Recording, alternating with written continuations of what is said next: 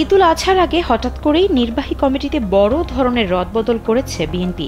এর মধ্য দিয়ে নতুন দায়িত্ব পেয়েছেন ৪৫ নেতা।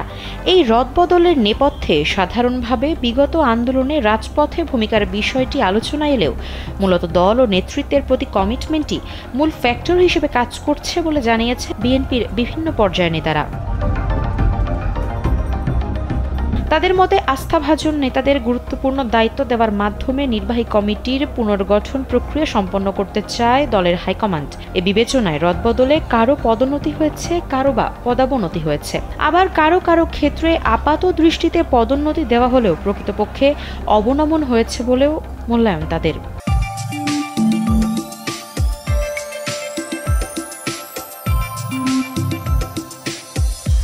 দলীয় সূত্র বলছে, শিগগিরই নির্বাহী কমিটির গুরুত্বপূর্ণ বিভিন্ন পদে আরও পরিবর্তন আসতে পারে।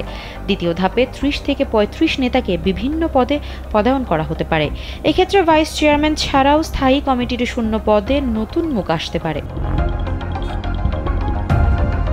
বিএনপির ৪৫ পদে রদবদল নিয়ে দুই ধরনের মত রয়েছে। এক পক্ষ বলছে মেয়াদ উত্তীর্ণ হলেও নানা কারণে আপাতত কাউন্সিল করা সম্ভব হচ্ছে না, তাই গঠনতন্ত্রের ক্ষমতা বলে দলের ভারপ্রাপ্ত চেয়ারম্যান বিভিন্ন পদ পুনর্বিন্যাস করছেন। অন্য পক্ষ বলছে দল পুনর্গঠনের লক্ষ্যে যে রদবদল আনা হয়েছে তাতে এটা সুস্পষ্ট যে বিগত আন্দোলনে যারা মাঠে ছিলেন না কিংবা নেতৃত্ব নিয়ে বিভিন্ন সময় প্রশ্ন করেছেন অথবা দলের প্রতি যাদের কমিটমেন্টের অভাব রয়েছে বলে হাইকমান্ডের কাছে প্রতীয়মান হয়েছে তাদের অপেক্ষাকৃত গুরুত্বহীন পদ কিংবা পদাবনতি দেওয়া হয়েছে।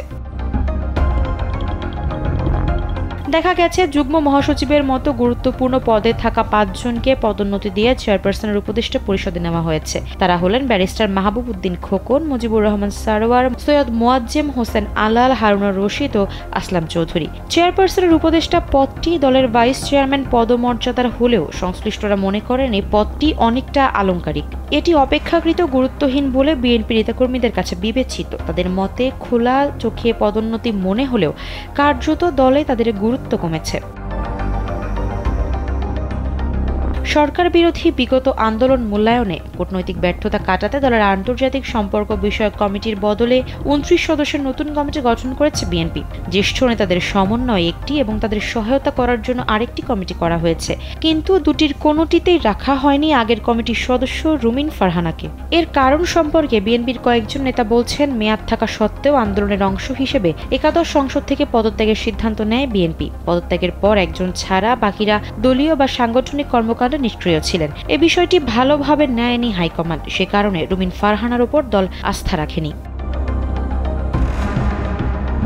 জানা গেছে বর্তমানে যারা কারাগারে ও দেশের বাইরে রয়েছে নেতৃত্বের জন্য তাদের বিবেচনা করছে না দল। দীর্ঘদিন ধরে বয়স্করা মহানগরের নেতৃত্ব দিলেও এবার তরুণদের উপর আস্থা রাখতে চায় হাইকমান্ড। এদিকে মহানগর উত্তর বিএনপি নিয়ে দলটির পর্যবেক্ষণ হচ্ছে, সেখানে নেতৃত্বের ব্যাপক সংকট রয়েছে। দু একজন ছাড়া নতুন নেতৃত্ব দেওয়ার মতো লোক খুঁজে পাওয়া যাচ্ছে না। যারা আছেন তারা বয়স্ক, দলে তাদের খুব একটা অবস্থান নেই। আফসারা নাজ, কালবেলা।